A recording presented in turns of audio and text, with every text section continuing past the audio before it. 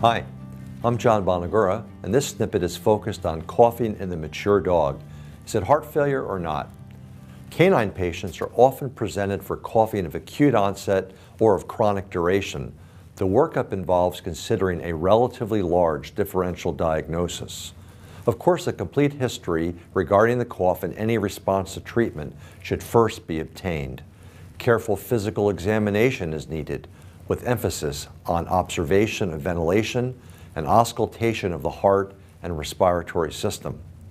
Radiographs of the thorax are indicated in these patients, especially if the cough is chronic or when the physical examination suggests cardiac or bronchopulmonary disease. You know, one practical approach to the differential diagnosis involves working your way anatomically down the respiratory tract. And as you consider each differential diagnosis, ask, are the history and physical examination findings suggestive of that condition? Also scrutinize the radiographs for additional evidence for or against the diagnosis. For example, I start by considering laryngeal paralysis, which often leads to throat clearing and a soft cough, along with airway noise with exercise. Radiographs are infrequently helpful in cases of LARPAR, but laryngoscopy will usually be diagnostic. Tracheal collapse is a very important diagnostic consideration, especially in toy breeds. Inspect each segment of the trachea for narrowing or collapse, remembering that sometimes dynamic studies such as fluoroscopy will be needed. Less common causes of tracheal compression include mediastinal mass lesions such as mediastinal or hilar lymphadenopathy and tumors such as thymoma. The left mainstem bronchus can be compressed by a large left atrium.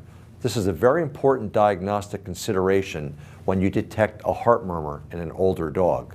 But alternatively, principal bronchi can collapse from bronchomalacia, secondary to chronic bronchitis. In reality, both heart disease and chronic bronchitis often coexist. This does lead to some diagnostic uncertainty and may require a focused therapeutic trial. By the way, mainstem bronchial narrowing is often most evident on the left lateral projection. Chronic bronchitis is the most important cause of recurrent coughing in mature dogs. Radiographs may be normal, but prominent bronchial markings and especially bronchiectasis do suggest the diagnosis. Moving further down within the lung parenchyma, look for increased pulmonary densities and pulmonary vascular patterns that might be suggestive of either left-sided congestive heart failure or heartworm disease if that's relevant to your practice area. Left-sided cardiomegaly, pulmonary venous congestion, and perihilar interstitial to alveolar densities are the classic radiographic features of left-sided CHF in the dog.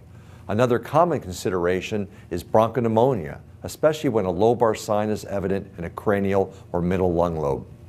Primary and metastatic pulmonary neoplasia and pulmonary fibrosis are additional rule-outs. While primary and metastatic lung cancers have characteristic appearances in most dogs, the findings in lung fibrosis are more subtle and sometimes the lungs appear normal.